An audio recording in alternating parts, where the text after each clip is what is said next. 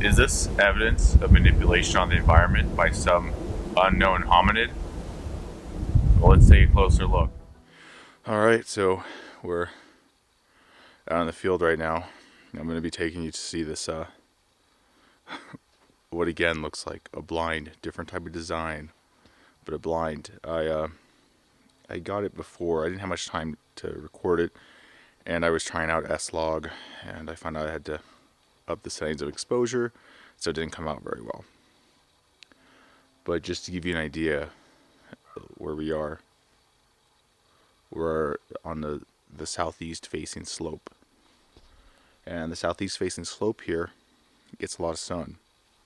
I would love to find tracks, and hopefully one day I will.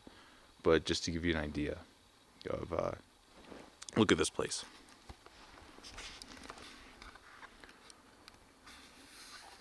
So you can see the sun's already coming out. It snowed last night and early this morning. And you can already see like there's places that have already begun to dry. So this whole area soon is, there's just going to be patches of snow and plenty of room to maneuver without leaving much of a trace. So today what we're going to do is we're going to go get a more detailed look at that quote-unquote blind and explore a little more, see if there's anything else we can find nearby. So I was actually coming down this ravine a few months back to get down in this canyon and then out, because I didn't bring my micro spikes, and the trail on the other side was horribly iced over because a lot of people walk way up there on the trail, and I just stumbled upon this area on the way, and it was getting dark, so I didn't have much light, and of course I was filming the S-Log, and it literally looks like someone or something came down here and built this out, except they're really big. I think they're pretty big. I'll show you here in a second.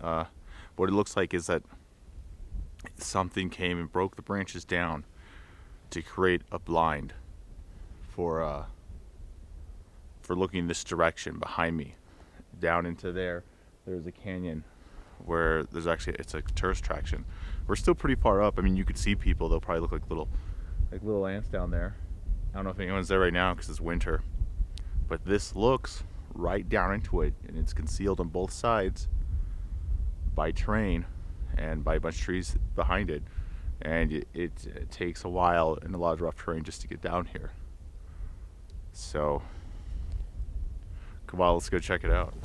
So I don't know if you can see that, so we're getting closer, and you can even see that there are still leaves on it. There are a lot more leaves when I first came here, which tells me that this was used and broken last summer. But as you can see, it's been modified with brute force. And I, like, as much as I try to tell myself, well, maybe rocks hit it, rocks hit it from back there, there's really no, it's just relatively flat up there, and there's like a tree right here in front of it on both sides, so I don't know how that could have occurred. Maybe snow, maybe a bunch of snow, like weighed it down, but the truth is we don't have that much snow here. We've been getting a lot more snow this winter in Colorado, and there's a lot of snow up higher in the mountains, but here, as you can see, it's just a little blanket of snow that's going to melt probably mostly within the day. So I think that rules that out. And then of course maybe there's wind, but it looks purposeful, and I'll show you a few other things that caught my interest nearby. So some other points of note is this right here, which looks like it's actually been grabbed and twisted around. So here you can see the twist a lot better. So I'm sitting inside it right now, and obviously from this angle it's exposed, but as you can see, you have like a big hill on this side ravine, and also on the other side here.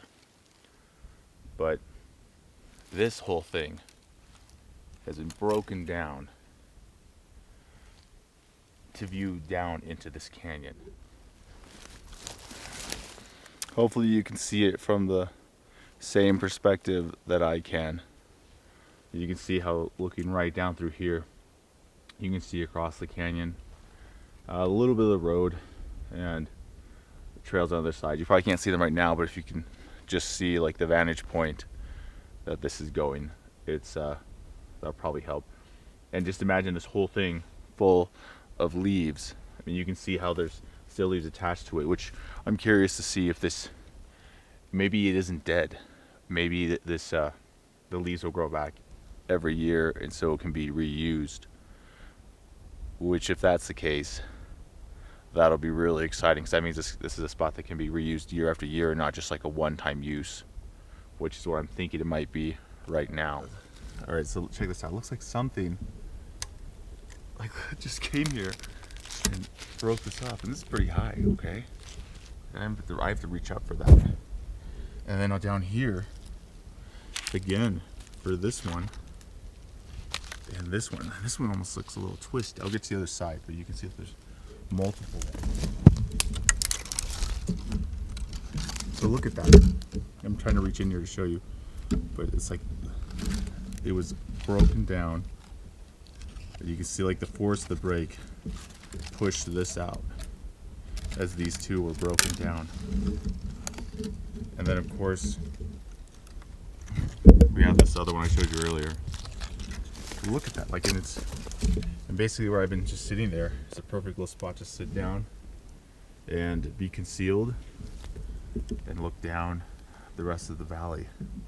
And of course you have cliffs on this side, cliffs on that side, and just cliffs below us. So there's actually a cliff right here below us. So it's perfect for just being protected. And there's lots of egress routes back into the mountains, back this way.